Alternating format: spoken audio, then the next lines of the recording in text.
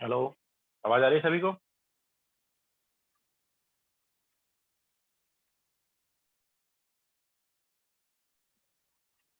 Okay, so good evening to all. Last lecture में हमने adiabatic process कराया था, देन उसके बाद I think pre expansion and solid liquid वगैरह की बात की थी, है ना? सो नेक्स्ट हेडिंग डालो, ग्राफिकल रिप्रेजेंटेशन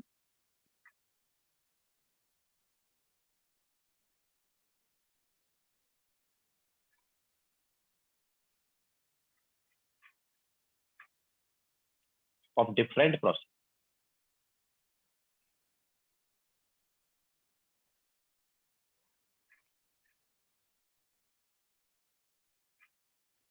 तो उनका ग्राफिकल रिप्रेजेंटेशन क्या होगा? तो सबसे पहले हम यहाँ पर ले लेते हैं पी वर्सेज वी ग्राफ।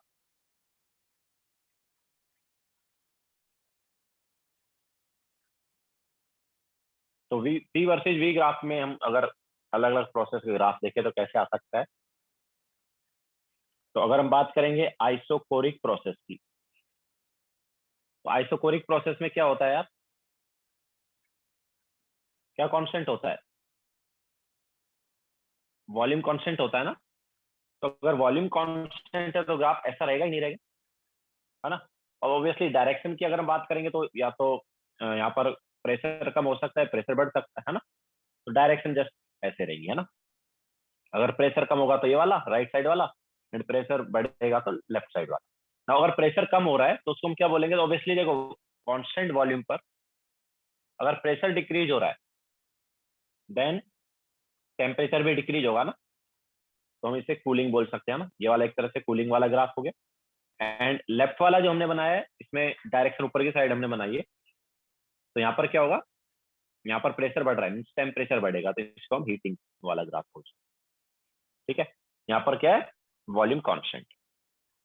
इसके अलावा आइसोबारिक की अगर हम बात करेंगे तो आइसोबारिक में क्या रहता है? आइसोबारिक में प्रेशर कांस्टेंट होता है। Okay, so P versus V graph कैसा आएगा? आइसोबारिक में प्रेशर कांस्टेंट है, तो पी वर्सेज वी कैसा आ जाएगा? पैरेलल टू एक्स एक्सिस ना। ठीक है, इस टाइप से आ जाएगा। तो अब यहाँ पर ऑब्वियसली डायरेक्शन कैसे भी हो सकती है ना। डायरेक्शन हमारे पास ऐसे भी आ सकती है या फिर ऐसे भी आ सकती है। तो ऊपर वाला जो है ये, इसमें क्या हो रहा है? इसमें वॉल्यूम बढ़ रहा है, तो इसको हम बोल सकते हैं एक्सपेंशन। ठीक है, तो एक्सपेंशन के केस में डायरेक्शन ऐसे होगी। नीचे वाले में वॉल्यूम कम हो रहा है तो यहाँ पर क्या हो रहा है? कंप्रेशन हो रहा है। ओके, तो कंप्रेशन के केस में वॉल्यूम कम होगा तो डायरेक्शन इस टाइप से हो जाएगी। ओके, सो हमने आइसोकोरिक एंड आइसोबारिक का ग्राफ देखा ना। बाकी दो प्रोसेस का भी देखते हैं।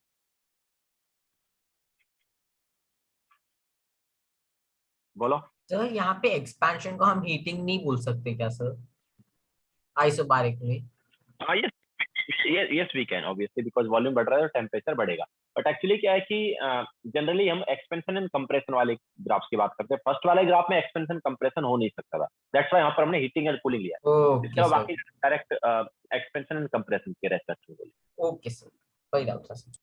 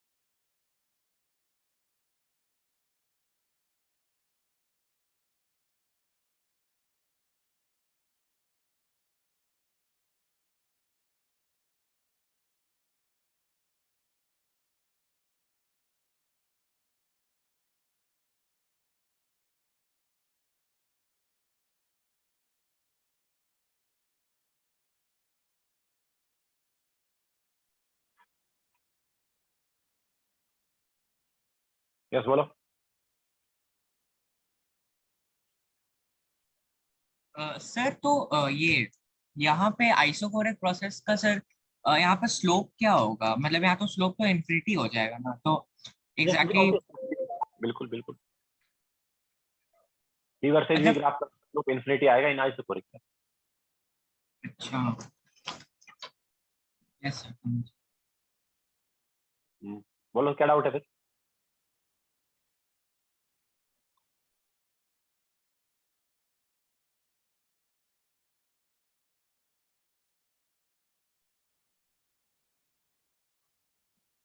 यस, हाँ सर, मेरे को ये पूछना था कि उस स्लोप को फिर बोलते क्या है, like P divide by V के स्लोप, मतलब पी डिवाइड बाई वी को, मतलब वो चेंज इन प्रेशर तो नहीं होगा ना, मतलब वो तो उसको सर, स्लोप स्लोप को क्या बोलेंगे, ऑब्वियसली स्लोप इज इनफिनिटी ना, तो उसे बोलेंगे क्या मतलब।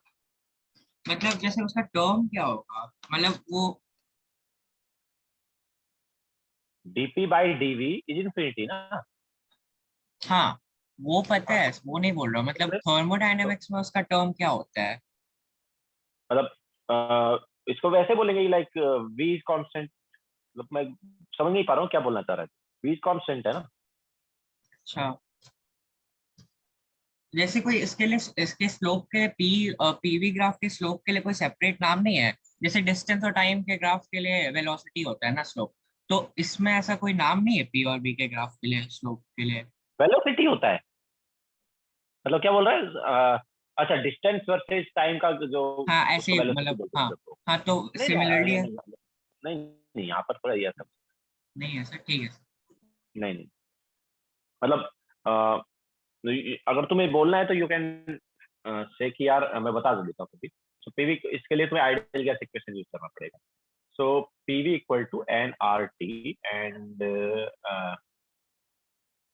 या बट दैट इज इन्फिनिटी, मतलब इसकी वैल्यू इन्फिनिटी आ जाएगी, तो ऑब्वियसली यहाँ पर कोई इसका मीनिंग नहीं है।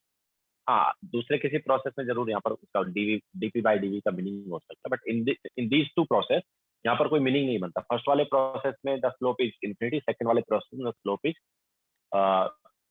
Zero. But in the case of isothermal जब हम देखेंगे तो आइसोथर्मल में जो स्लोप होगा वो देखो क्या होगा, पीवी इक्वल टू एनआरटी है। सो आइसोथर्मल के केस में डीपी बाई डीवी अगर तुम करते हो तो वो क्या आएगा। सो लाइक यहाँ से अगर तुम पी को लिख सकते हो एनआरटी बाई वी, तो dp by dv nRT is constant and 1 by v का is again minus 1 by v square, तो वहां पर ऐसा कुछ टर्म आ सकता है स्लोप का।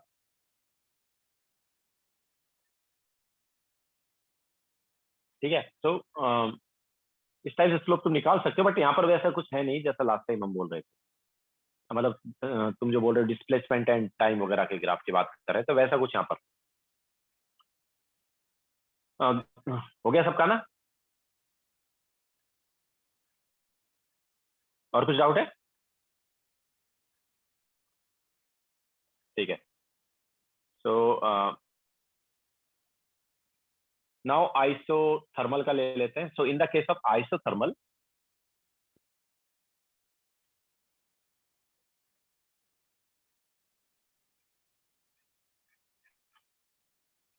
तो आइसोथर्मल में देखो क्या है,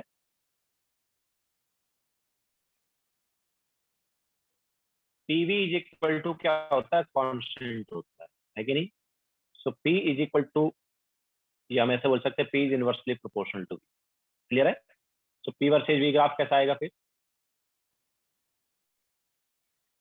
इनवर्सली प्रोपोर्शनल है ना, तो अपने पास ऐसा हाइपरबोला टाइप का ग्राफ आ जाएगा। ओके, ऑब्वियसली डायरेक्शन हम बोल सकते हैं कि या तो एक्सपेंशन होगा या कंप्रेशन होगा ना।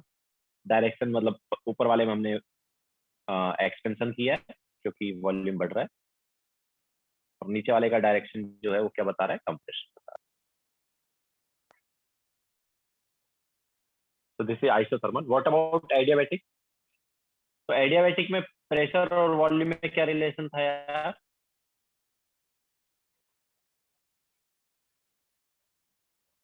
याद है एडियाबैटिक ऑब्वियस, अच्छा मैंने पहले ही तुम्हें एक चीज बताई, मैं फिर से बता देता हूँ कि यार इन the case of isothermal process graph बनते कि नहीं बनते, आइसोथर्मल प्रोसेस के ग्राफ नहीं बनते। Okay, sorry isothermal irreversible process के ग्राफ नहीं बनते। ओके, इरिवर्सिबल प्रोसेस के ग्राफ जो है नहीं बनते, रिवर्सिबल प्रोसेस के ग्राफ बनते। ठीक है, तो ये जो भी ग्राफ बना रहे हैं सब रिवर्सिबल प्रोसेस के बना रहे हैं। अच्छा, तो रिवर्सिबल एडियाबैटिक की बात कर रहे हैं, तो रिवर्सिबल एडियाबैटिक में इक्वेशन क्या थी? PV raise to gamma is equal to constant, याद आया?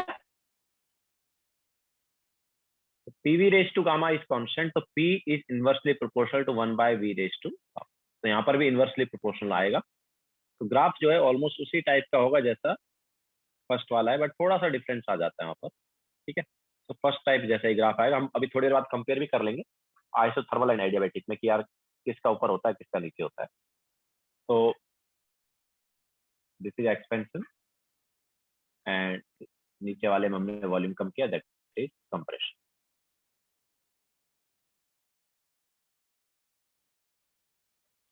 ठीक है, तो डायरेक्शन से एक्सपेंशन कंप्रेशन बता सकते हैं।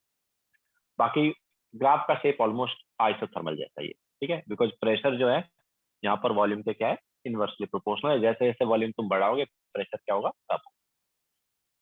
ऑब्वियसली गामा की वैल्यू जो है ग्रेटर देन 1 है ना। तो ये हमारे पास हो गया आइसोथर्मल एंड एडियाबैटिक का। नाउ हम क्या करेंगे, आइसोथर्मल और एडियाबैटिक दोनों ग्राफ को कंपेयर भी करेंगे थोड़ी देर पहले। लिख लो, मतलब आइसोथर्मल का ग्राफ ऊपर होता है कि एडियाबैटिक का ऊपर होता है। ठीक है, दोनों में क्या डिफरेंस है? ऑलमोस्ट हमें तो सेम दिख रहे हैं, बट आपस में जब दोनों को कंपेयर करेंगे तो यस थोड़ा सा डिफरेंस आएगा। तो देखते हैं, पहले लिखो।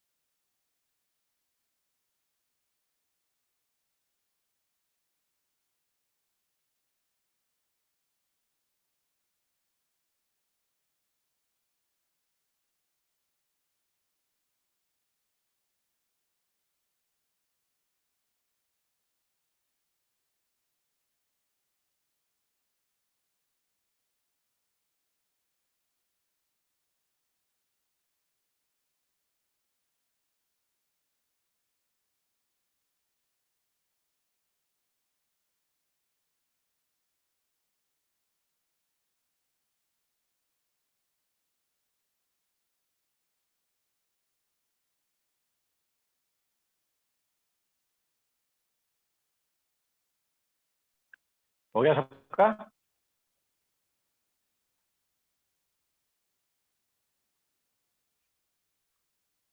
यस दिव्य, एप्लीकेशन आ सकता है, एप्लीकेशन बेस्ड क्वेश्चन आ सकते हैं ग्राफ। तो नाउ देखो,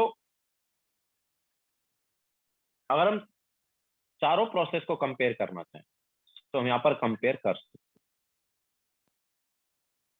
उनका इनिशियल पॉइंट हम सेम ले लेते हैं। ठीक है, तो इनिशियल पॉइंट सेम ले लेते हैं, तो अपने पास आइसोबारिक का ऐसे आया एंड आइसोकोरिक होगा तो ऐसे आया। ठीक है, ये तो हमने देख ही लिया। बाद में आइसोथर्मल और एडियाबैटिक का अपने पास ऐसे नीचे हो। अब किसका ग्राफ ऊपर होता है किसका नीचे होता है देखते हैं। यस बोलो अंशुल। सर जो आपने पिछले पेज में जो लिखा था P V to the power R equals constant, वो आर मैं नहीं, गामा समझा। है भाई, दैट इज गामा, एडियाबैटिक हाँ, में गामा। तो आपने गामा एडियाबैटिक में लिखवाया नहीं था, क्योंकि आपने जो इक्वेशन लिखवाया था वो था n into C R into T two minus T one is equal to minus P that external. Is W का इक्वेशन यार, दैट इज डब्ल्यू। बताया तो है, हमें तीन इक्वेशन बताई है एडियाबैटिक रिवर्सिबल में। एक तो पीवी रेस टू गामा बताया, हाँ, एक पीवी रेस टू गामा वाला बताया, एक PV raise to gamma minus one वाला बताया, अच्छा, एक पी ठीक है raise sir, to gamma, P raise to one minus gamma, तीन इक्वेशन बताई हमने। ठीक है सर, ठीक है। तो गामा एक कांस्टेंट है ना? गामा पर्टिकुलर गैस के लिए कांस्टेंट है, लाइक मोनोएटम ठीक है सर, एटॉमिक गैस के लिए कांस्टेंट है, वो भी समझ उसकी गया। वैल्यू भी हमने बताई है आइसोबारिक हाँ के हाँ बाद। सर, हाँ सर, हाँ सर, वो टेबल आपने लिखवाया था। तो अब देखो यहाँ पर क्या है, इसके लिए मैंने लास्ट लेक्चर में तुम्हें एक यस ग्रिस रिवर्सिबल के लिए ही ग्राफ बनते हैं, वही मैं थोड़ी देर पहले भी बताया, मैंने पहले भी तुम्हें बताया, जब वर्धन के हम क्वेश्चन लेते उस टाइम पे भी हमने बताया था कि रिवर्सिबल प्रोसेस के ग्राफ बनते हैं। हाँ, तो देखो अब यहाँ पर हम इसे कंपेयर करने के लिए एक चीज बता सकते हैं जो हमने लास्ट लेक्चर में बताया था, याद है? हमने तुम्हें एक प्रोसेस बताया था पीवी रेस टू एम, याद आया? PV raise to M is equal to constant, बताया था क्या? ऐसा कुछ बताया था लास्ट लेक्चर में, PV raise to M equal to constant. तो अलग अलग प्रोसेस के लिए अगर तुम यहाँ पर देखोगे तो एम की कुछ वैल्यू आ जाएगी, लाइक आइसोबारिक की अगर हम बात करते हैं ना, तो आइसोबारिक में पी कांस्टेंट होता है, तो यहाँ पर एम की जो वैल्यू है ये आ जाती है कंपेयर करके, ठीक है? आइसोथर्मल में अगर तुम देखते हो तो आइसोथर्मल में इक्वेशन है पीवी इक्वल टू कांस्टेंट, तो यहाँ पर एम आ जाता है 1। इसके अलावा एडियाबैटिक में अगर तुम देखोगे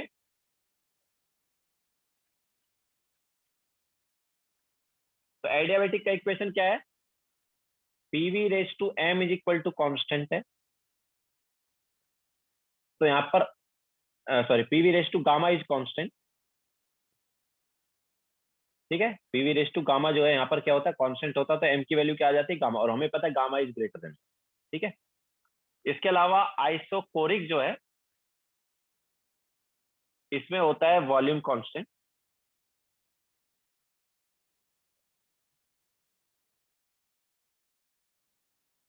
तो यहाँ पर एम की वैल्यू आ जाती है, ठीक है? तो ये अलग अलग प्रोसेस के लिए हमने एम बताया, PV raise to M equal to constant.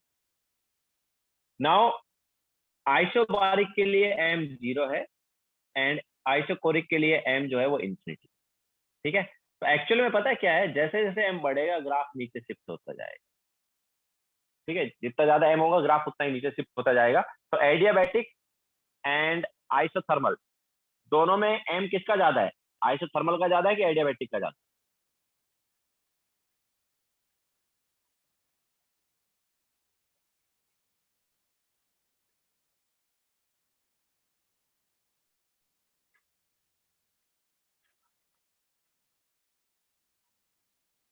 Isothermal का एम जो है 1 है और एडियाबैटिक का एम क्या है? गामा।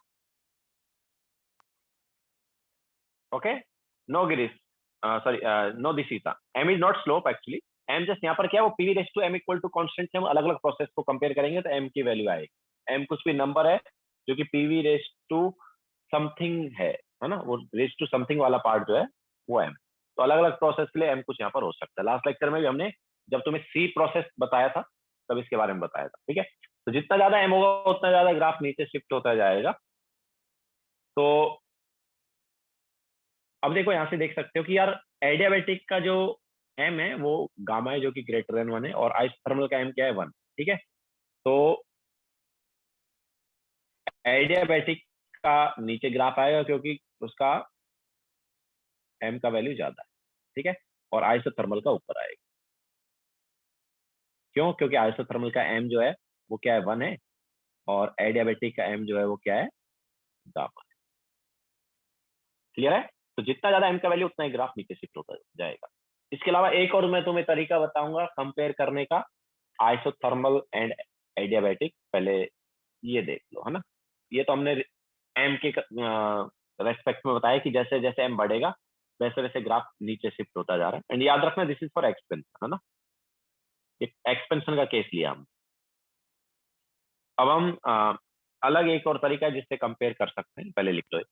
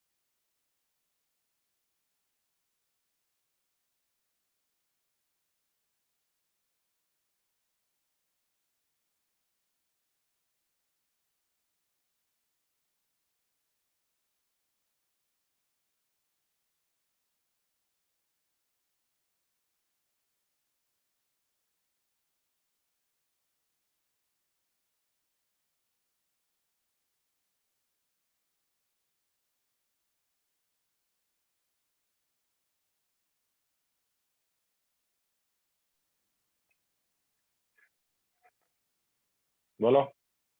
सर आइसोथर्मल प्रोसेस में गामा का वैल्यू 1 हो जाता है क्या? गामा क्या बोल रहे हो? आइसोथर्मल प्रोसेस में गामा का वैल्यू 1 हो जाता है क्या? गामा का नहीं, m का वैल्यू 1 हो रहा है भाई, गामा का थोड़ी 1 हो रहा है। pv raise to m is constant. अच्छा।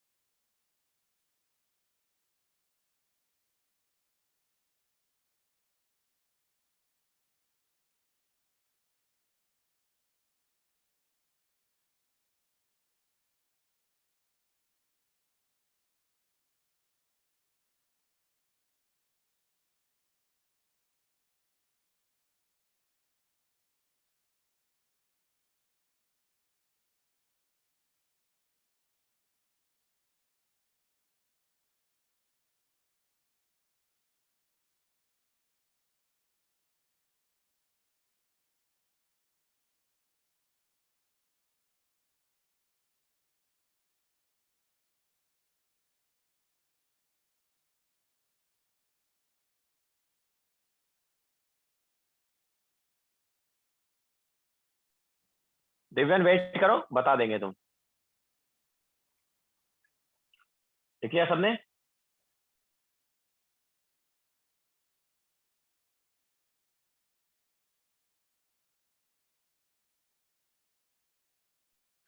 तो देखो अब एक और तरीका जिससे हम कंपेयर कर सकते हैं एडियाबैटिक एंड आइसोथर्मल के ग्राफ। तो comparison between adiabatic and isothermal.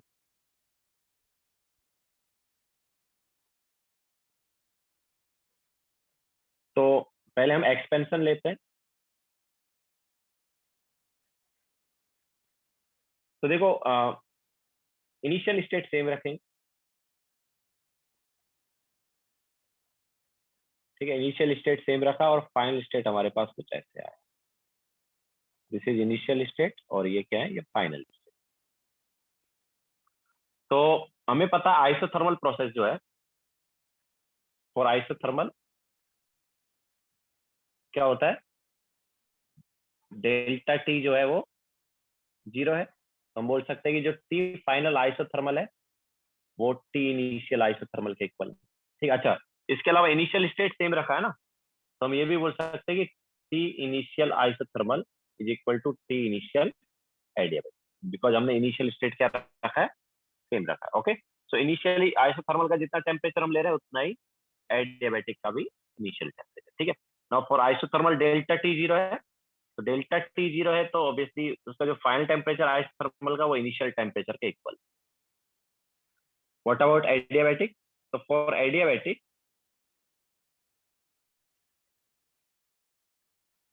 Adiabatic के लिए क्या है यार, एडियाबैटिक के लिए delta U is equal to क्या है, डब्ल्यू है ना। Now what is the sign of W in the case of expansion? Expansion में वर्क का साइन क्या होता है, हमने बताया ना यार, नेगेटिव आता है ना, तो डेल्टा यू भी नेगेटिव आ जाएगा, डेल्टा यू नेगेटिव आ जाएगा तो डेल्टा टी भी नेगेटिव आ जाएगा। ये हम बोल सकते हैं उसका जो फाइनल टेम्परेचर है एडियाबेटिक का, वो इनिशियल टेम्परेचर से क्या आएगा, कम आएगा। ओके, एडियाबेटिक का जो फाइनल टेम्परेचर है वो इनिशियल टेम्परेचर से क्या आएगा, कम आएगा, बिकॉज डेल्टा टी जो है वो क्या अपने पास लेस देन 0 है।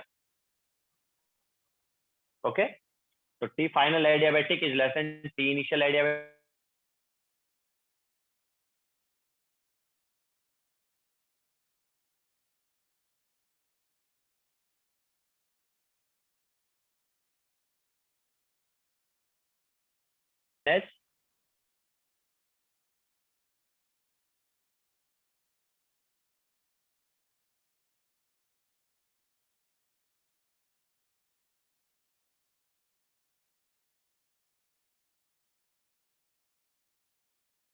कंपेयर करते हो, ठीक है, हम फाइनल टेम्परेचर पर पहुंच गए दोनों।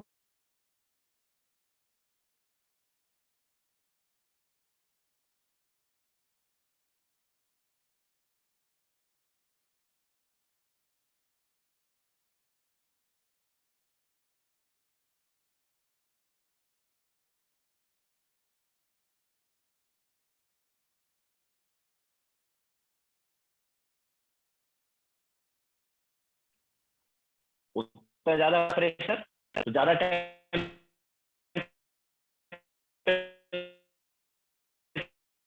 थर्मल का तो उसका प्रेशर ज्यादा होगा,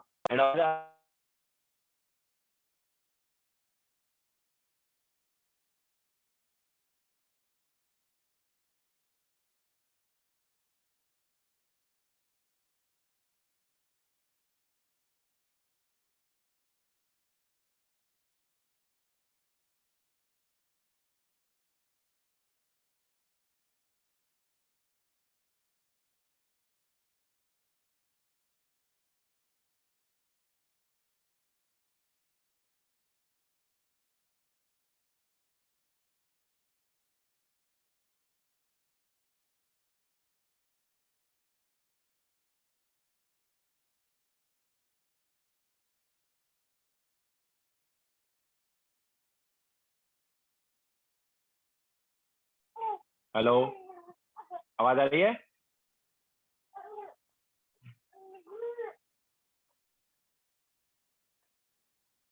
ओके, सो वाईफाई बीच में डिस्कनेक्ट हो गया था, तो स्टार्ट करना पड़ेगा फिर से। तो comparison between isothermal and adiabatic.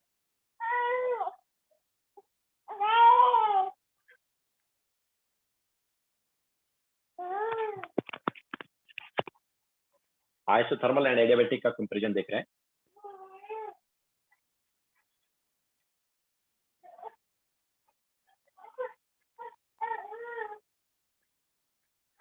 तो बीच में ही चला गया था वाईफाई, तो स्टार्टिंग से लिखना पड़ेगा यार। अभी क्लियर है क्या वॉइस?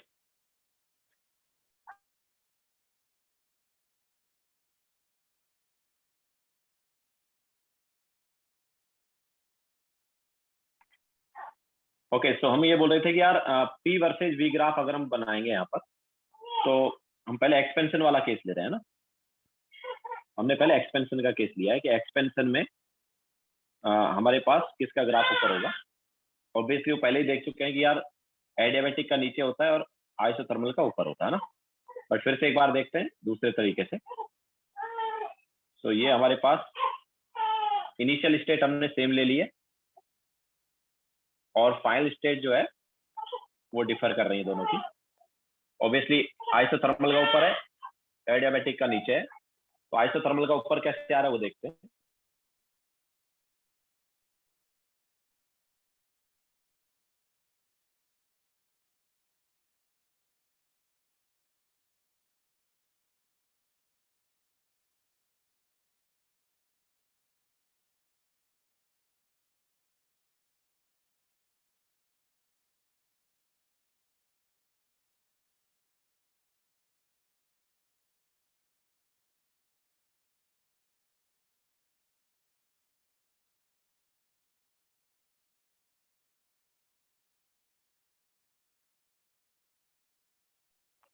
तो इनिशियल स्टेट हमने सेम ली है, तो T initial isothermal is equal to T initial adiabatic, because हमने इनिशियल स्टेट क्या लिया सेम, ठीक है। एंड अब हम अलग अलग प्रोसेस के अकॉर्डिंग देखेंगे। तो फॉर आइसोथर्मल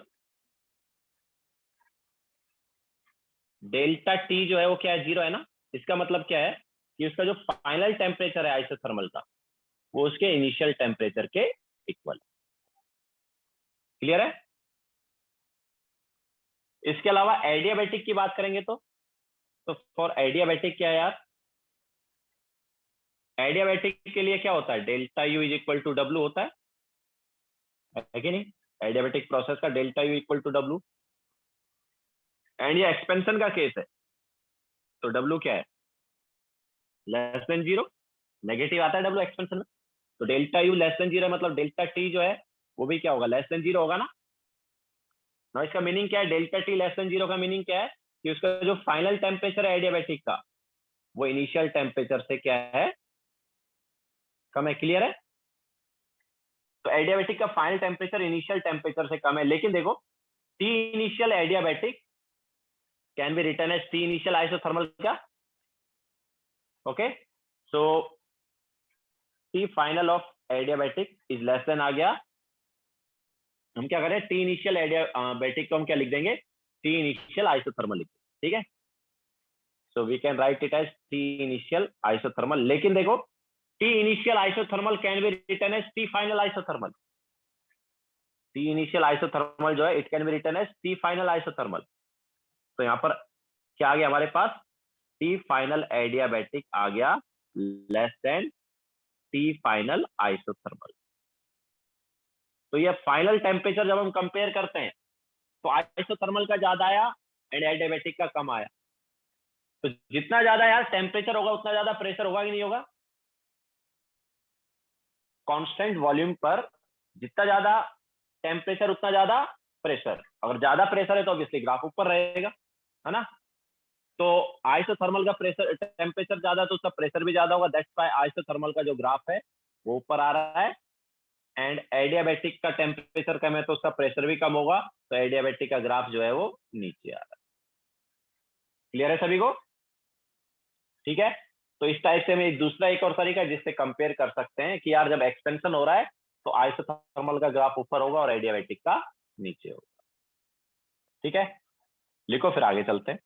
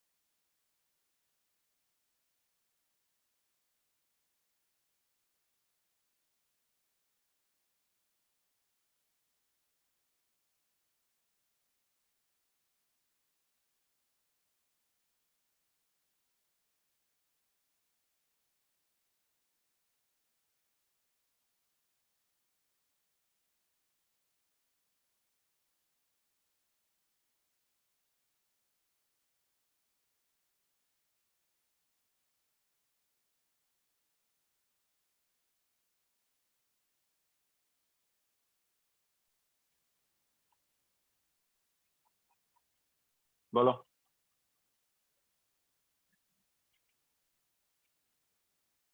दिव्यान बोलो।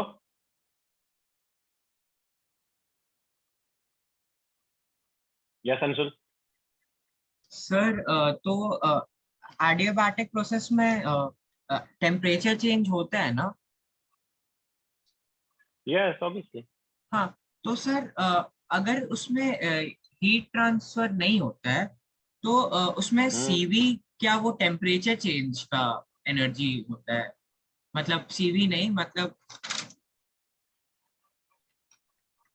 जो मतलब वर्क होता है ये उसमें टेम्परेचर चेंज जो होता है, मतलब वहां पर हीट हाँ ट्रांसफर हो रहा है, तो जो हाँ। टेम्परेचर चेंज हो रहा है वो हो रहा है ड्यू टू वर्क। ओके। अच्छा टेम्परेचर चेंज जो है वो इंटरनल एनर्जी चेंज कर रहा है, इंटरनल एनर्जी चेंज की वजह से वर्क, मतलब टेम्परेचर चेंज, ये सॉरी, वर्क जो है वो इंटरनल एनर्जी चेंज कर रहा है और उसकी वजह से टेम्परेचर चेंज। अच्छा, yes, यहाँ पर हीट की वजह से टेम्परेचर चेंज नहीं हो रहा। ठीक है। दिव्यन कुछ डाउट है क्या? हाँ सर, ये एडियाबैटिक के लिए सर डेल्टा टी नेगेटिव क्यों है? क्योंकि डेल्टा टी इसलिए नेगेटिव क्योंकि डेल्टा यू नेगेटिव है, और डेल्टा यू क्यों नेगेटिव? क्योंकि W negative. Expansion not in adiabatic, expansion है, एक्सपेंशन है, that's why W is negative. हाँ सर, ओके, वो समझा, delta U equal to W W होता और है। डेल्टा टी में कैसे कनेक्शन है यहाँ पर? डब्ल्यू और डेल्टा यू यार, एडियाबैटिक में तो क्यू जीरो होता है ना, तो delta U equal to W आता है। ओ अच्छा, हाँ। तो डब्ल्यू मतलब हम डब्ल्यू इज इक्वल टू, अच्छा नहीं पर सर, नहीं मेरे को अभी भी समझा नहीं। डब्ल्यू और सर, डब्ल्यू तो नेगेटिव है, वो मेरे को समझ में आ गया क्योंकि एक्सपेंशन हो रहा है तो वर्क बाहर हो रहा है, मतलब जो सिस्टम है वो दूसरे सराउंडिंग्स पे वर्क कर रहा है। पर डेल्टा टी क्यों नेगेटिव? क्योंकि एक्सपेंशन में तो हम लोग को टेम्परेचर देना पड़ेगा ना उसको।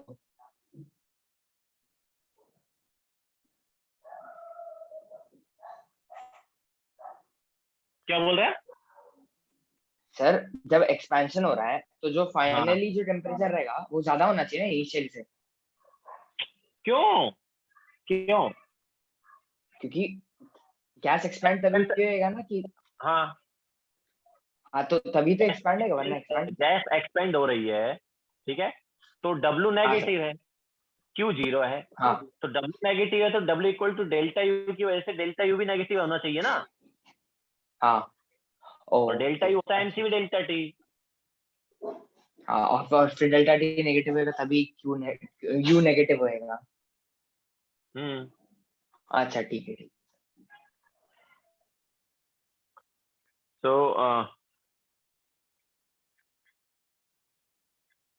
तो ये एक्सपेंशन का आ गया ना। कंप्रेशन में अगर हम देखेंगे तो ऑब्वियसली कंप्रेशन में उल्टा होगा। तो कंप्रेशन में देखो क्या है, किसका ऊपर आएगा किसका नीचे आएगा।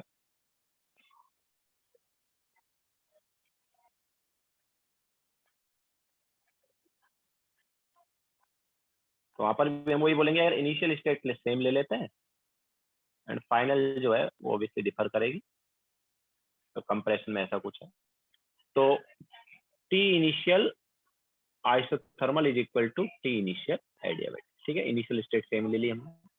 नाउ फॉर आइसोथर्मल,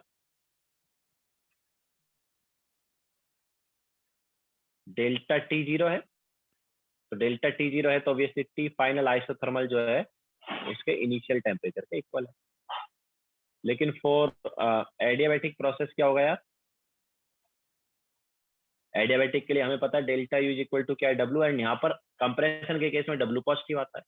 तो डब्ल्यू पॉजिटिव है तो डेल्टा यू भी positive, and delta U positive है तो delta T positive. Now delta T positive, इसका मीनिंग क्या है? इसका मीनिंग है कि जो फाइनल टेम्परेचर ऑफ एडियाबैटिक है वो इनिशियल टेम्परेचर से ज्यादा है। अब देखो, लास्ट टाइम की तरह initial temperature of adiabatic can be written as initial temperature of isothermal, ठीक है। सो टी फाइनल एडियाबैटिक आ गया greater than T initial isothermal के। लेकिन अब टी इनिशियल आइसोथर्मल को हम क्या लिख सकते हैं? टी इनिशियल आइसोथर्मल को हम टी फाइनल आइसोथर्मल भी लिख सकते हैं। सो टी फाइनल एडियाबैटिक आ गया greater than T final isothermal, ठीक है। सो फाइनल टेम्परेचर अगर हम एडियाबैटिक एंड आइसोथर्मल का कंपेयर करेंगे तो किसका ज्यादा आ रहा है? एडियाबैटिक प्रोसेस का final temperature is greater than isothermal process का final temperature. Now particular volume के लिए जितना ज्यादा टेम्परेचर उतना ज्यादा प्रेशर, तो ज्यादा टेम्परेचर है तो ज्यादा प्रेशर है, तो ऑब्वियसली एडियाबैटिक का टेम्परेचर ज्यादा है तो प्रेशर भी ज्यादा होगा। ठीक है, तो यहाँ पर हम बोल सकते हैं कि जब कंप्रेशन होगा तो एडियाबैटिक वाला ग्राफ जो है ऊपर होगा एंड आइसोथर्मल वाला ग्राफ नीचे होगा। क्लियर है सभी को? तो एक्सपेंशन में आइसोथर्मल ऊपर होता है, कंप्रेशन में एडियाबैटिक। ओके, तो ये हमने एडियाबैटिक एंड आइसोथर्मल को कंपेयर किया।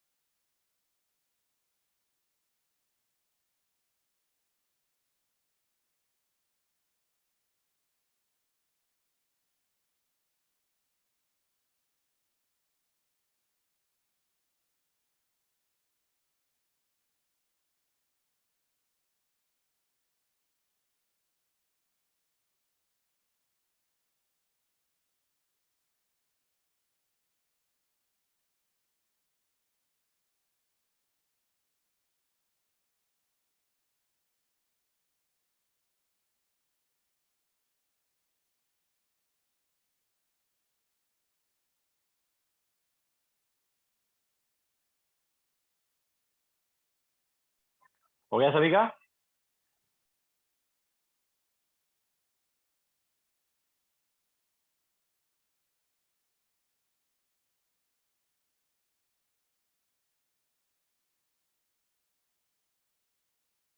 ओके, सो ये हमारे पास हो गया P versus V graph. Now second हम ले लेते हैं यहाँ पर वी वर्सेज टी। तो वी वर्सेज टी ग्राफ में क्या होगा?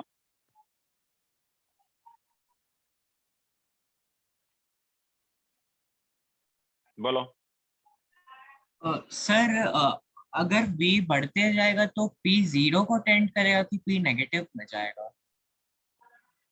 वी बढ़ते जाएगा, किस में बात कर रहे थे, ये मतलब क्या p बोल वर्सेस v ग्राफ में कोई भी रहे? कैसा भी प्रोसेस हो, जनरली अगर ये v बढ़ेगा तो वी वी नहीं, तो वी बढ़ेगा वो तो अलग अलग प्रोसेस है। एडियाबैटिक और आइसोथर्मल में जैसे जैसे वॉल्यूम बढ़ाओगे तो प्रेशर डिक्रीज होता जाएगा। जब वॉल्यूम टेंड्स टू हाँ तो इंफिनिटी होगा तो प्रेशर टेंड्स टू जीरो होगा। जीरो होगा, नेगेटिव नहीं जाएगा प्रेशर? नेगेटिव कैसे जा सकता है यार? अच्छा, ना तो वॉल्यूम नेगेटिव हो सकता है ना प्रेशर नेगेटिव हो सकता है। वॉल्यूम तो नहीं हो सकता। अच्छा, प्रेशर ठीक है, समझ। दोनों नेगेटिव नहीं हो सकते ना।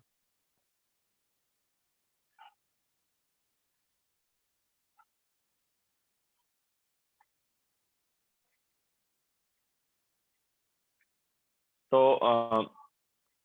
नेक्स्ट हम लेते हैं यहाँ पर वी वर्सेज टी। तो वी वर्सेज टी में देखो अब क्या करते हैं हम, यहाँ पर एक ही में सारे ग्राफ बनाने का ट्राई करते हैं ना।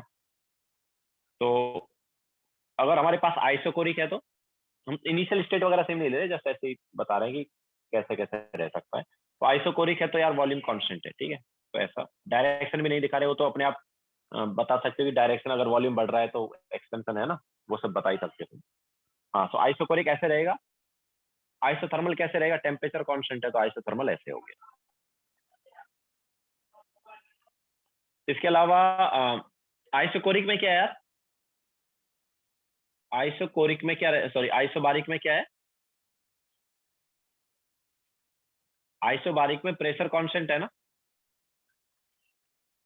तो प्रेशर अगर कांस्टेंट है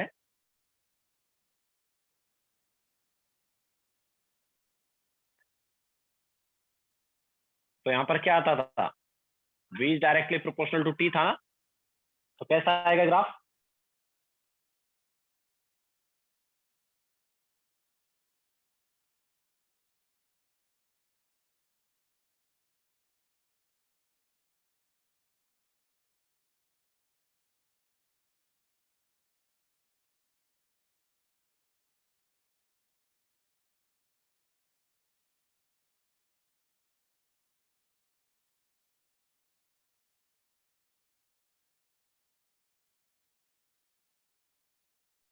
तो v is directly proportional temperature आया, तो कैसा होगा ग्राफ? ऑब्वियसली हमारे पास ग्राफ जो है ऐसा आ जाएगा। ठीक है, तो ये आइसोबारिक का। अब बात करते हैं एडियाबैटिक की। तो एडियाबैटिक में देखो क्या होगा, तो एडियाबैटिक के लिए क्या रिलेशन होता है यार? एडियाबैटिक जो है उसमें वॉल्यूम और टेम्परेचर में रिलेशन क्या था? TV raise to gamma minus one equal to constant, यही था ना? Okay, so T is inversely proportional to one upon V. अच्छा, वी वर्सेस टी ले रहे हैं ना हम, sorry. So we are taking V versus T, so V raise to gamma minus one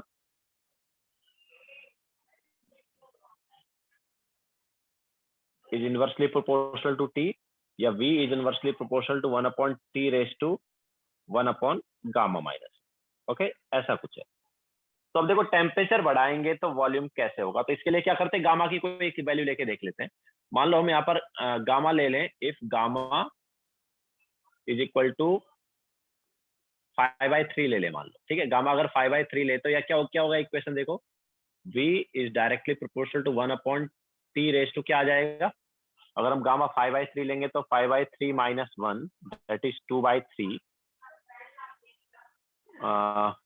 gamma की वैल्यू ली 5/3, 2/3, 3/2 आ जाएगा आई थिंक पावर, ऐसा आ जाएगा। अगर गामा 5/3 वैल्यू ले लेंगे तो वॉल्यूम इज ना इनवर्सली गया ना, so volume is inversely proportional to temperature जा रहा है, तो यहाँ पर जो ग्राफ है वो डिक्रीजिंग वाला ग्राफ होगा कर्व टाइप से, तो ये आ जाएगा एडियाबैटिक। ठीक है, तो एडियाबैटिक का ग्राफ अपने पास ऐसा आ जाएगा, v वर्सेस t वाला। तो गामा की कोई भी वैल्यू ले लो ऐसा ही आएगा, रेज टू पावर जो है हमारे पास ग्रेटर देन 1 ही आएगा। ठीक है, अगर 5/3 के बजाय तुम 7/5 लेते हो ना, तो 7/5 लेते हो तो आई थिंक पावर में 5/2 आ जाएगा।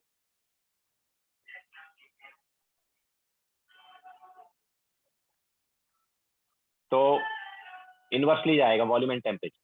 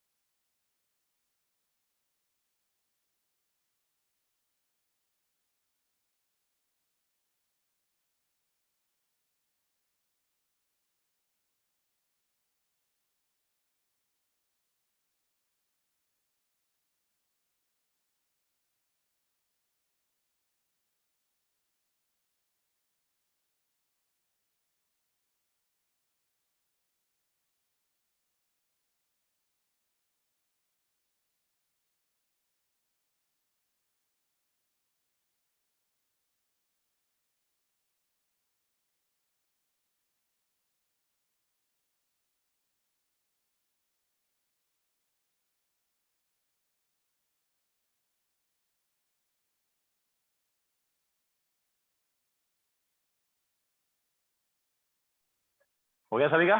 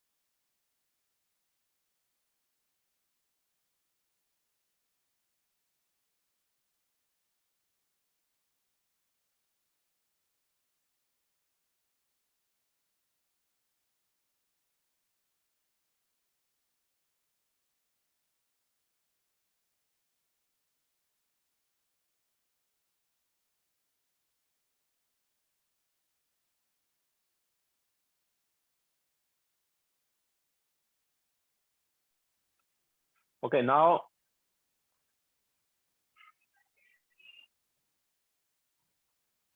नेक्स्ट लेते हैं हम P वर्सेस T।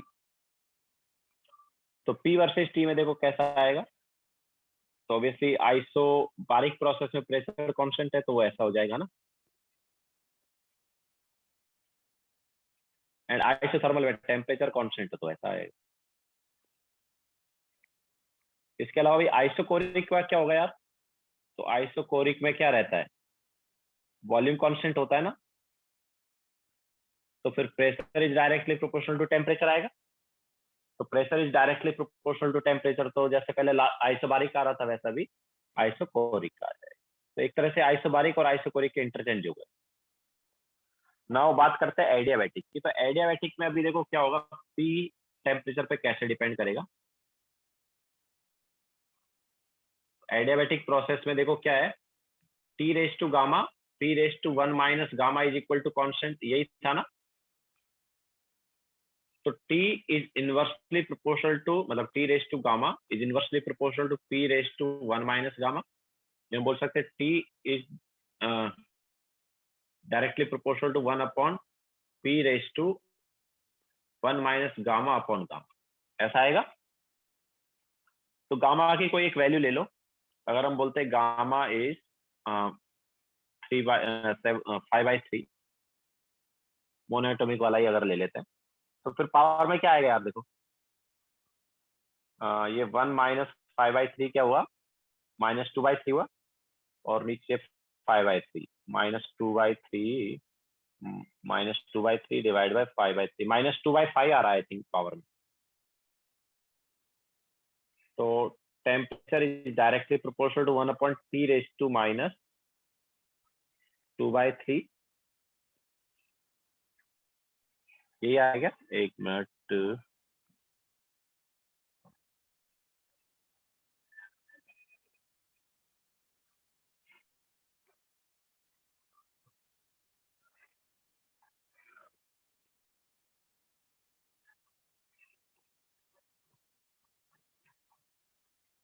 यही आएगा ना, 1 minus gamma upon gamma, gamma केवल 5/3 अगर हम लेते हैं तो 1 माइनस 5/3 आया माइनस 2/3 एंड -2/3 अपॉन 5/3 -2/5 आएगा ना। तो पावर नेगेटिव हो गई, ऊपर जाएगी तो पावर क्या आ जाएगी, पॉजिटिव आ जाएगी। सॉरी, ये हम क्या कर रहे हैं, ओ सॉरी सॉरी सॉरी, हमने रॉन्ग कर दिया। हमें प्रेशर का डिपेंडेंस देखना ना कि टेम्परेचर का, ना उल्टा कर दिया। प्रेशर का देखना था कि प्रेशर टेम्परेचर पे कैसे डिपेंड करेगा। So P raise to 1 minus gamma is inversely proportional to 1 upon T raise to gamma, ठीक है। तो P is directly proportional to 1 upon T raise to gamma upon 1 minus gamma, okay, ऐसे ही आएगा। तो अब गामा की कोई वैल्यू ले लेते हैं। इफ गामा, हमें प्रेशर का देखना है कि प्रेशर टेम्परेचर पे कैसे डिपेंड कर रहा है। If gamma is equal to 5/3, then तो सब्स्टिट्यूट करके क्या आएगा देखो। तो अब देखो ये 5/3 और ये नीचे अगर करेंगे तो ये 1 माइनस 5/3 माइनस 2/3 है ना, तो -5/2 आ जाएगा आई थिंक पावर। तो pressure is directly proportional to 1 upon T raise to -5/2। ये हम क्या बोल सकते हैं कि pressure is directly proportional to T raise to 5/2। तो देखो अभी T की पावर पॉजिटिव हो गई, हम बोल सकते हैं डायरेक्टली प्रोपोर्शनल में चला गया, ओके। तो ये हमारे पास पैराबोला जैसा आ जाएगा, ओके, कुछ इस टाइप से आ जाएगा। तो this is for adiabatic,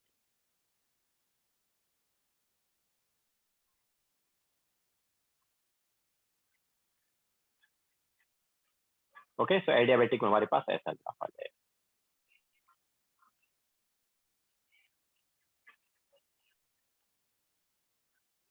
last time inversely में था, एडियाबैटिक में यहाँ पर क्या है, डायरेक्टली में, ओके। तो P raise to P is directly proportional to T raise to 5/2 आ रहा है।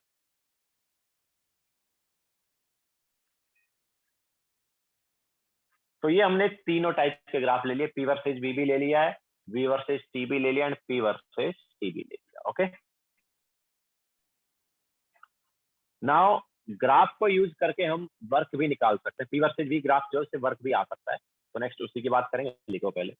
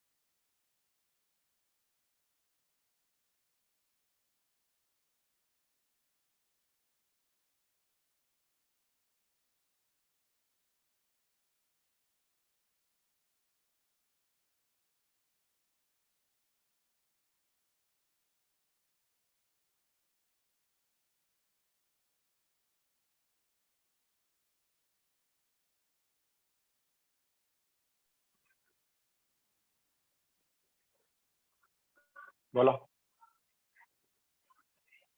सर मुझे समझा नहीं, आपने गामा का इतना गंदा सा वैल्यू क्यों लिया, मतलब फ्रैक्शनल वैल्यू क्यों लिया दोनों केसेस में? गामा का वैल्यू तू बता क्या होता है भाई, तू बता ना मुझे गामा का वैल्यू क्या होता है। गामा तो सीवी बाई ये होता है। अ, हाँ सर समझ गया।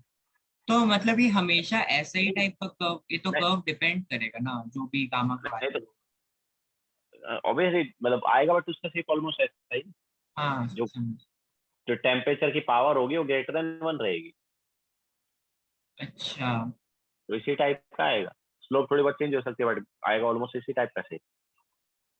टेम्परेचर की पावर ग्रेटर देन 1, ठीक है समझ। कोई भी गामा की वैल्यू तू सब्स्टिट्यूट करेगा। तू ये हाँ बोला गामा की ऐसी वैल्यू क्यों, तो तू बता ना मुझे गामा की और कैसी वैल्यू होती है, फ्रैक्शन में ही तो होता है गामा। मोनोएटॉमिक का 5/3 होता है, डायटोमिक का 7/5 होता है, पॉलीएटॉमिक का हाँ 4/3 होता समझ। है। हाँ हम्म? समझ और गया। कौन से गामा, इनके अलावा और कोई गामा है क्या? नहीं। हाँ सर नहीं ना। समझ।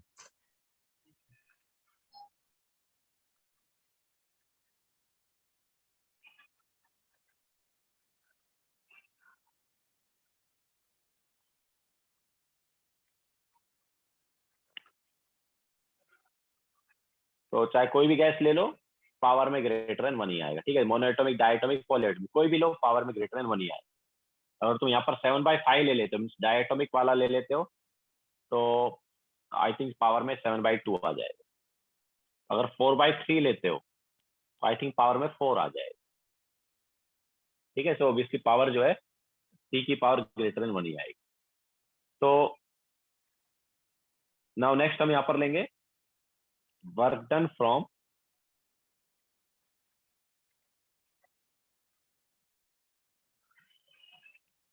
P versus V graph. तो पी वर्सेज वी ग्राफ से हम वर्क डन कैसे निकालेंगे? तो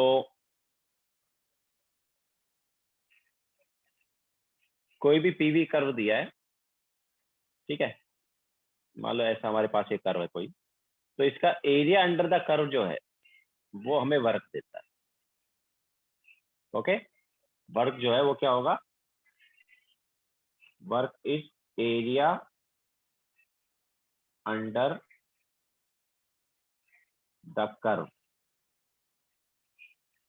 इन P versus V graph.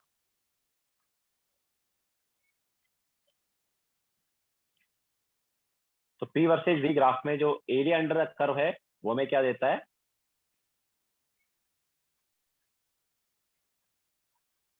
Area under the curve हमें वर्क देता है।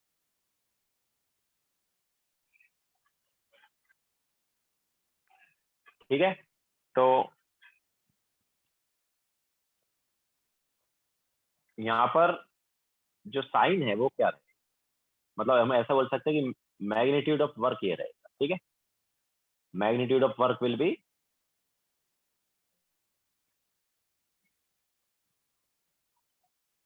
Area under the curve in P versus V graph. Now sign की अगर हम बात करेंगे तो साइन तो यार एक्सपेंशन में पॉजिटिव होगा और कंप्रेशन है तो सॉरी एक्सपेंशन में नेगेटिव होगा और कंप्रेशन में क्या होगा? पॉजिटिव, ठीक है। सो वर्क का साइन तो तुम ऐसे देख सकते हो, जैसे अभी हमने जो बनाया एक तरह से एक्सपेंशन वाला है, ठीक है। तो यहाँ पर जो भी एरिया अंडर द कर्व वो मैग्नीट्यूड हो गया और साइन के साथ देखेंगे तो नेगेटिव बनता है। क्लियर है? तो एरिया अंडर द कर्व जो है इन पी वर्सेज वी ग्राफ वो क्या रहता है? वर्क रहता है, ठीक है।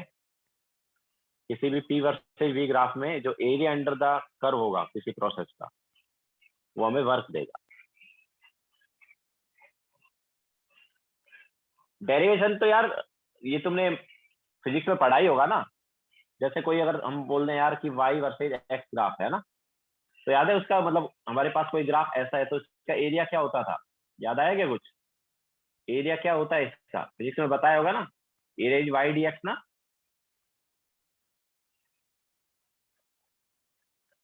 ओके, सो यहाँ पर क्या है? यहाँ पर area is P dV and what is integration of P dV? Integration of P dV is nothing but work. Okay, clear है सबको? ठीक है, तो ये फिजिक्स या मैथ्स का जो कॉन्सेप्ट है वहां से आ सकता है।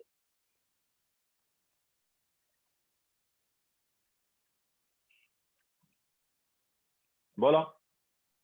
सर तो आइसोकोरिक का वर्क डन 0 होगा? बिल्कुल, तो आइसोकोरिक में तो वर्क 0 ही होता है ना भाई। क्या तुमने नोट्स वोट पढ़े अच्छा, भी नहीं हाँ थे यार? हाँ सर, हाँ सर, हाँ सर, आइसोकोरिक में तो वॉल्यूम चेंज होता ही नहीं ना, तो वर्क वहां पर 0 ही होता है। हाँ सर, हाँ सर।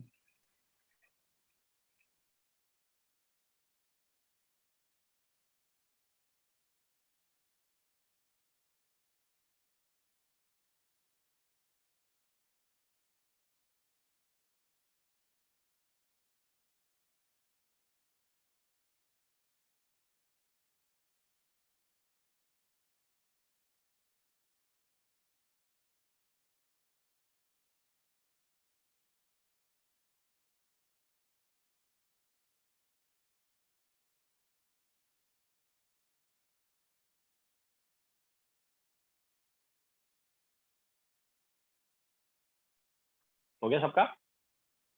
और नेक्स्ट हम यहाँ पर लेंगे साइक्लिक प्रोसेस। तो साइक्लिक प्रोसेस क्या होता है? लिखो जल्दी।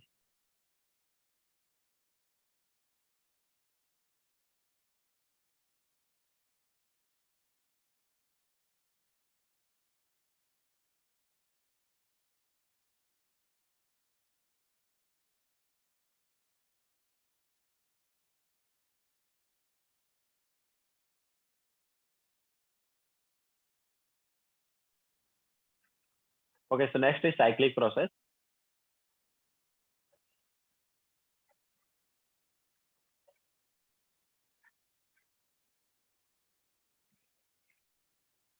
तो साइक्लिक प्रोसेस में देखो क्या होता है, कुछ स्टेप्स जाने के बाद सिस्टम इनिशियल स्टेट पर जा जाता है, ठीक है।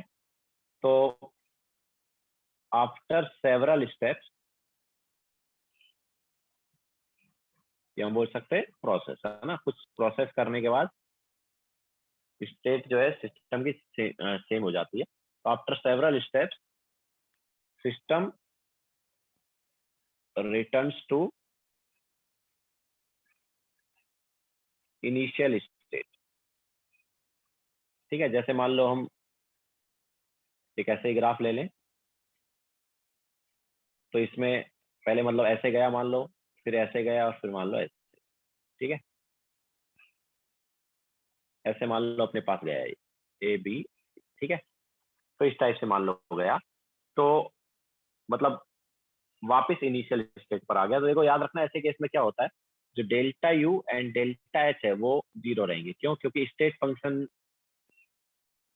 का चेंज जीरो आएगा ना। क्यों? क्योंकि स्टेट तो चेंज ही नहीं हो रहा है ना।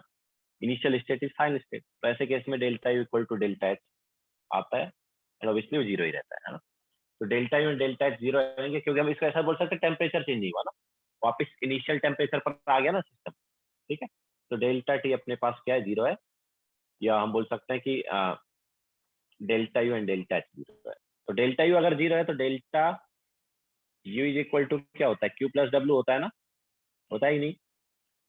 तो डेल्टा यू जीरो है तो क्यू क्या आएगा, Q will be equal to minus. Okay, तो ऐसे केस में delta U and delta H zero होते हैं, इसके अलावा क्यू की वैल्यू माइनस डब्ल्यू होती है। एंड डब्ल्यू जो है वो हम निकाल सकते एरिया एनक्लोज्ड बाय साइकिल, ठीक है। ये साइकिल जितना एरिया एनक्लोज कर रहा है दैट इज वर्क। तो W जो है इसका magnitude is area enclosed by cycle. Cycle ने कितना एरिया एनक्लोज किया है that is magnitude of work.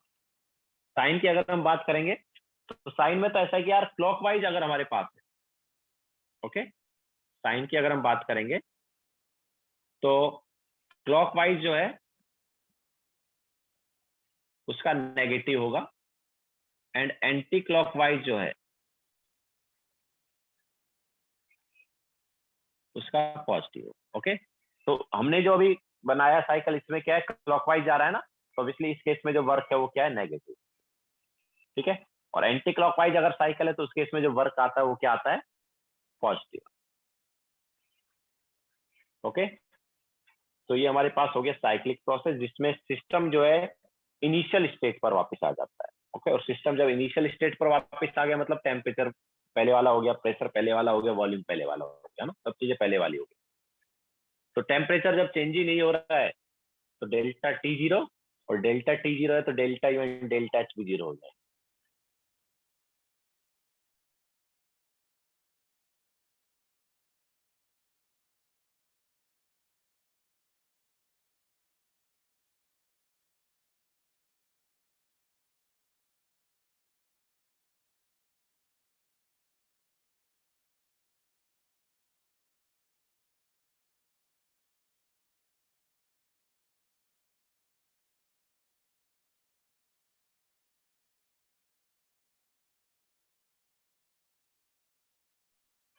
Cyclic process में स्टेट सेम रहता है।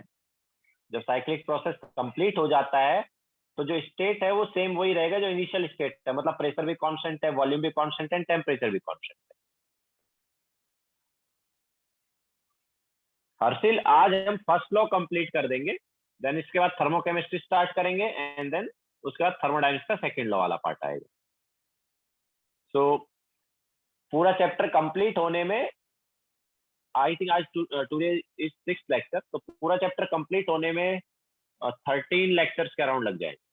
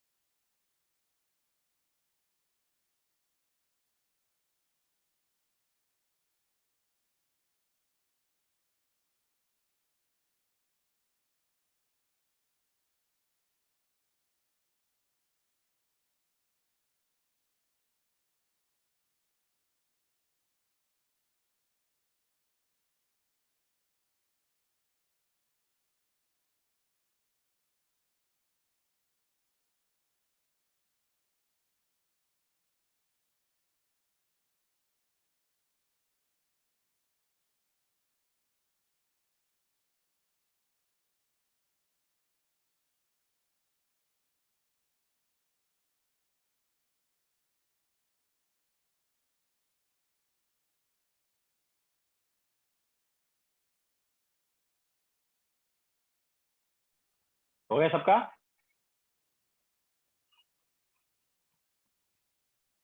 तो अभी क्वेश्चन सॉल्व करो। फाउंडेशन बिल्डर सब्जेक्टिव,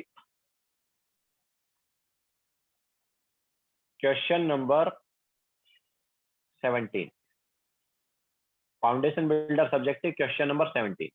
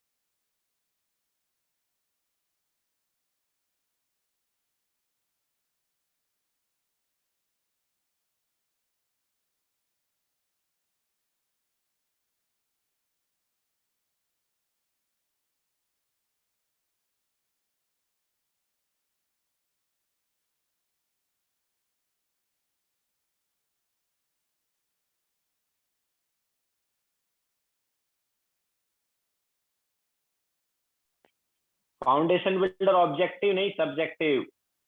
सब्जेक्टिव की बात कर रहे हैं।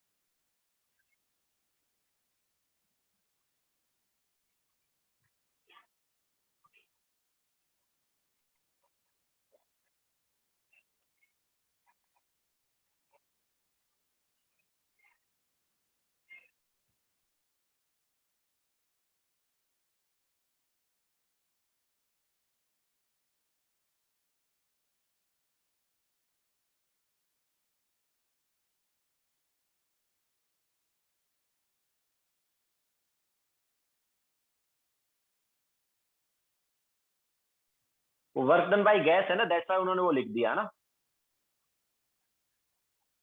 फिर वो वर्क ऑब्वियसली नेगेटिव ही आएगा क्योंकि क्लॉकवाइज है, बट उन्होंने आंसर पॉजिटिव दिया होगा क्योंकि वो इतना वो मैग्नीट्यूड बता रहा है एक तरह से। वो बोल रहा है वर्क डन बाय गैस, तो वर्क डन बाय गैस हमें पता है नेगेटिव ही होता है ना।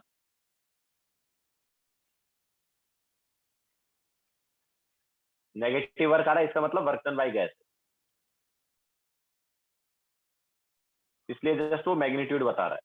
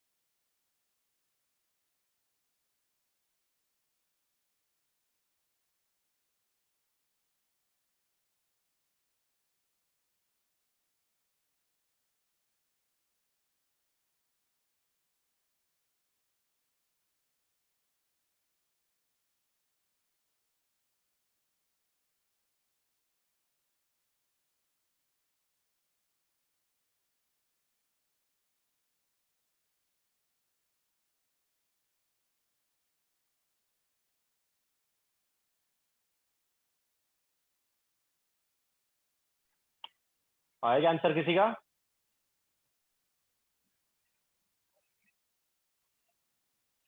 तो देखो हमारे पास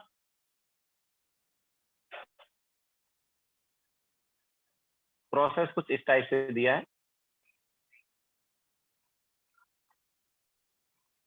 ऑब्वियसली ये वाला जो प्रेशर है ये 3P0 है, इधर जो प्रेशर इट इज P0, यहाँ जो वॉल्यूम है इट इज V0 एंड इधर जो वॉल्यूम है इट इज 2V0। बाकी क्लॉकवाइज है, ठीक है। सो वर्क डन जो है वो क्या होगा, एरिया एनक्लोज होगा। यस बोलो। सर लास्ट के क्वेश्चन में वो दिया है कि हीट अब्सॉर्ब और एक्सचेंज में डिफरेंस क्या है, तो मेरे को समझ नहीं आया। Heat absorb by the gas in the path BC, हाँ तो क्या डाउट है उसमें? अब्सॉर्ब और एक्सचेंज में डिफरेंस क्या है, उसके ऊपर एक्सचेंज लिखा है। एक्सचेंज तो दोनों हो सकते हैं ना, एक्सचेंज में रिलीज भी हो सकता है, एब्जॉर्ब भी हो सकता है। एब्जॉर्ब मतलब जस्ट एब्जॉर्ब। तो कुछ भी दिया हो वो तो Q इक्वल्स माइनस W ही रहेगा ना। ओरल प्रोसेस की बात हो रही है, ये इंडिविजुअल प्रोसेस की बात कर रहे हैं।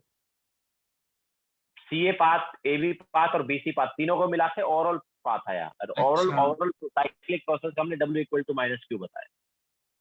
अच्छा ठीक है तो यहाँ पर W जो है ओरल प्रोसेस का वो क्या हो गया, ओरल प्रोसेस का W ऑब्वियसली हमारे पास ये क्या है, क्लॉकवाइज है तो नेगेटिव वर्क आएगा, तो -12 इंटू ऑब्वियसली ट्राइंगल है तो एरिया क्या हो गया, half into base into height. तो बेस कितना है अपने पास 2V0 minus V0 that is base, and height क्या है, height is 3P0 minus P0। Okay so क्या है, that is nothing but minus P0 V0। Okay so that is W।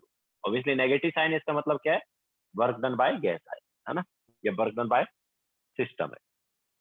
इसके अलावा भी देखो Q इज इक्वल टू क्या होता है, -W होता है, तो ओरल प्रोसेस का Q क्या आ गया, ओरल प्रोसेस का Q आ गया P0 इंटू V0। अब हमें अलग अलग प्रोसेस का Q निकालना है, हमें CA प्रोसेस और AB प्रोसेस का Q निकालना है, इसके अलावा BC प्रोसेस का भी Q निकालना है। तो CA प्रोसेस का Q क्या होगा, तो यार CA प्रोसेस की अगर हम बात करेंगे तो CA प्रोसेस क्या है बताओ, CA प्रोसेस में प्रेशर कांस्टेंट है ना, तो वो क्या है, आइसोबारिक है कि नहीं है? ओके सो आइसोबारिक प्रोसेस है, तो आइसोबारिक प्रोसेस में हीट क्या होता है यार, याद आया?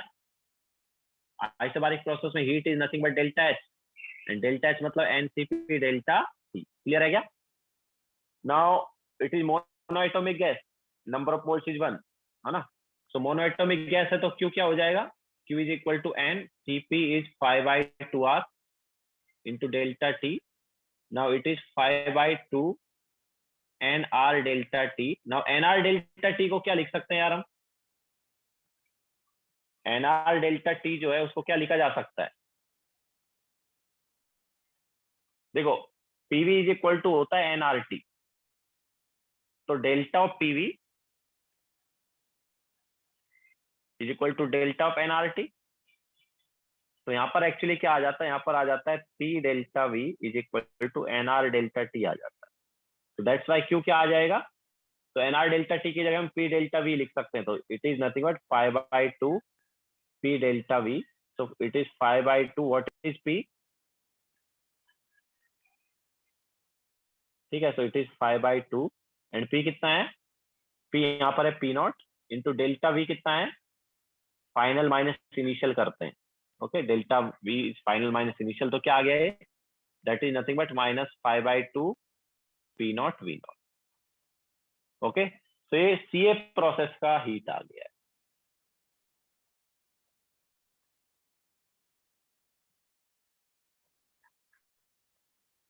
Okay this is heat in CA process. इसके अलावा किस प्रोसेस का हीट निकालना है हमें, इसके अलावा हमें चाहिए heat in AB process also, है ना। तो AB प्रोसेस कैसा हुआ यार, AB में क्या है, वॉल्यूम कांस्टेंट है ना, तो AB प्रोसेस कैसा है, AB प्रोसेस है अपने पास आइसोकोरिक। तो आइसोकोरिक प्रोसेस है, तो यहाँ पर हीट क्या होता है, आइसोकोरिक प्रोसेस के लिए हीट क्या है, डेल्टा U है ना। So obviously we can write it as NCV delta T। and CV here is 3/2R. Okay, तो ये आ गया हमारे पास 3/2 NR delta T. Now last time की तरह PV is equal to NRT। तो डेल्टा अगर दोनों साइड हम लेते हैं, delta of PV is equal to delta of NRT, लेकिन देखो अभी कांस्टेंट क्या है, कांस्टेंट वॉल्यूम है। तो ये लेफ्ट साइड वाला हो गया V delta P and right side obviously NR delta T। ठीक है, तो NR डेल्टा T को हम क्या लिख सकते हैं, V डेल्टा P लिख सकते हैं। So Q is equal to 3/2 V delta P। So 3/2 volume is V naught and delta P क्या है, 3P naught minus P naught. So this is 2P naught. So ये हमारे पास आ गया 3P naught V naught. Okay? तो ये AB process का heat आ गया। Okay? Now अब हमें निकालना है यार BC प्रोसेस का heat.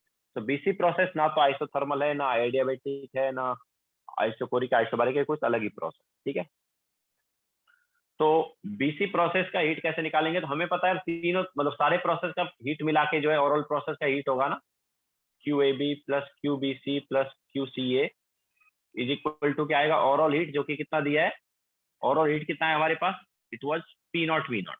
Okay, so overall heat is P naught V naught. So हमें निकालना BC प्रोसेस का हीट, तो ये क्या हो जाएगा, P naught V naught minus AB process का heat and minus CA process का हीट। तो सब्स्टिट्यूट कर दो, P naught V naught minus AB process का कितना आया, 3P naught V naught and CA process का कितना आया है, CA प्रोसेस का आया है minus 5/2 P naught V naught. तो माइनस माइनस प्लस आ गया, तो क्या आ जाएगा ये आई थिंक आ जाएगा P naught V not by 2। Okay, so this is P naught V naught by,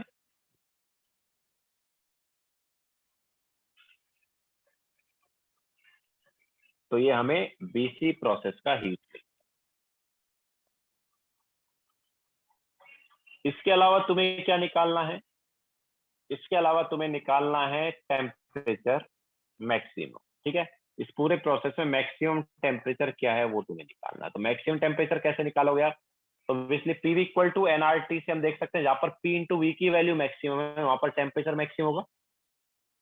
तो P इंटू V मैक्सिमम देखो कहां पर है, इस पूरी ये वाली लाइन में अगर हम देखेंगे तो P इंटू V इधर मैक्सिमम कितना है, उसकी value 2P naught V not, और इसमें 2P naught V naught maximum value आई, और इसमें हमारे पास अगर हम देखेंगे तो मैक्सिमम वैल्यू इस पॉइंट पर आ रही है, यहाँ पर 3P नॉट V नॉट आ रही है PV।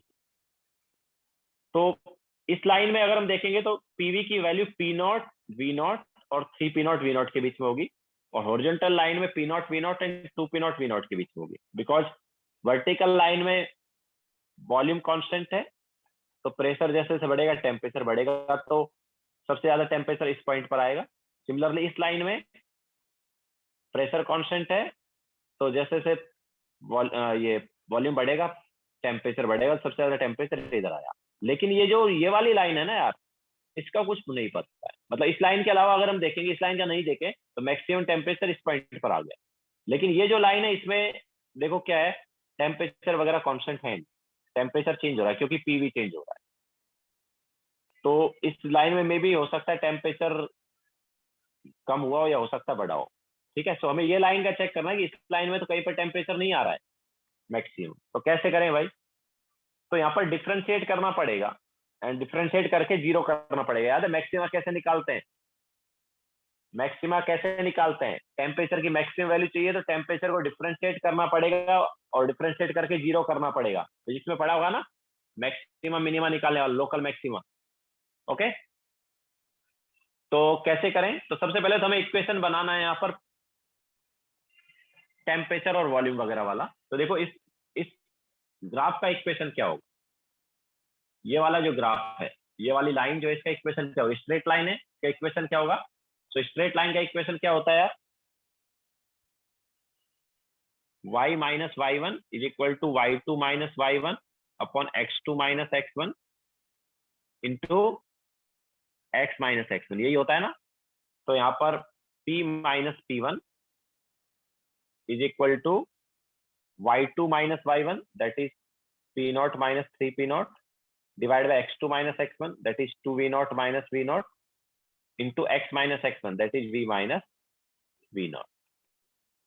तो ये आया p minus 3p naught is equal to minus 2p naught upon v naught into v minus v naught, या इसको हम लिख सकते हैं minus 2p naught by v naught into v plus 2p naught. तो हमें एक्चुअली टेम्परेचर और volume का रिलेशन निकालना है, तो इस प्रेशर को हमें इन टर्म्स ऑफ टेम्परेचर लिखना होगा. तो पहले इक्वेशन क्या है वो देख लो. तो it is minus 2p naught by v naught into v plus 5p naught. अब इस प्रेशर को आइडियल गैस इक्वेशन से क्या लिख सकते हैं, nRT by v लिख सकते हैं. n की वैल्यू ऑब्वियसली 1 है, तो टेम्परेचर यहां से क्या आ गया, टेम्परेचर यहां से हो गया minus 2p naught by v naught into v square by r plus 5p naught into v divided by r. This is temperature. ये हमारे पास टेम्परेचर आ गया in terms of volume. Now इसे डिफरेंशिएट कर दो, डिफरेंशिएट करके जीरो कर दो. तो dt by dv क्या हो गया इधर से, it is minus 4p naught v naught r into v and 5p naught by r. ठीक है, ये आ गया. इसको जीरो करेंगे तो यहाँ पर v की वैल्यू क्या आ रही है यार, इसको अगर हम जीरो कर दें तो v की वैल्यू आ रही है यहाँ से 5/4 into v naught. ओके, इसको जीरो करने पर v की वैल्यू क्या आ रही है, 5/4 into v naught. मतलब 5/4 into v naught पर, जो कि क्या होगा एक तरह से 1.25 v naught ना. सो 1.25 v naught पर हो सकता है मैक्सिमम टेम्परेचर. ओके, सो 1.25 v naught मतलब ये वाली पॉइंट हो गया एक तरह से, मान लो. ठीक है, इधर हो सकता है मैक्सिमम टेम्परेचर आ रहा है.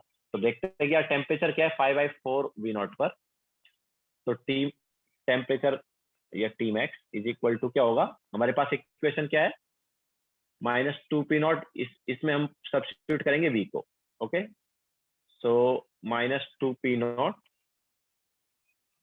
अपॉन v naught, r भी था. सब्स्टिट्यूट क्या कर रहे हैं, सब्स्टिट्यूट हम कर रहे हैं v को, तो v स्क्वायर है, तो 5/4 इंटू v naught, इसका स्क्वायर किया, प्लस क्या है, प्लस वी है 5p naught by r into v, 5p naught by r into v, v is 5/4p, sorry v naught. सो क्या आ रहा है यार ये, तो ये आ रहा है 25p naught v naught by 8 r, and right side वाला ये आ रहा है 25p naught v naught by 4r. So that is nothing but 25/8 p naught v naught by r. ठीक है, so that is 3 point something p naught v naught by r. Okay, तो peak वाला point जो था वहां पर इसकी value क्या थी, पीक वाले पॉइंट पर जो टेम्परेचर था ना हमारे पास, पीक वाला पॉइंट मतलब ये वाला पॉइंट, तो इस पे टेम्परेचर की वैल्यू पता क्या थी, इस पर निकालते तो आती 3p naught v naught by r, ये आती. लेकिन हमारे पास देखो कितनी वैल्यू आ रही है यहाँ पर 3 point something p naught v naught by r आ रही है ना. तो ऑब्वियसली ये maximum temperature. So that's it for today. Now homework note कर लो.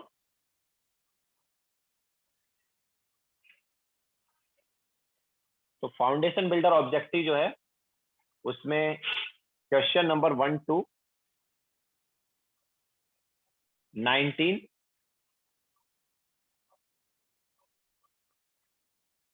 एंड 82 से 87.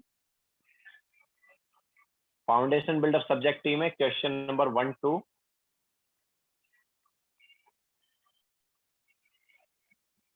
19 and 21 to 23. So this is homework for today.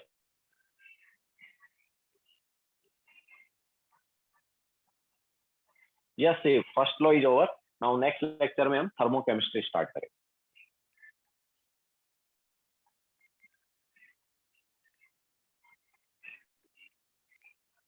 Okay, so bye, take care.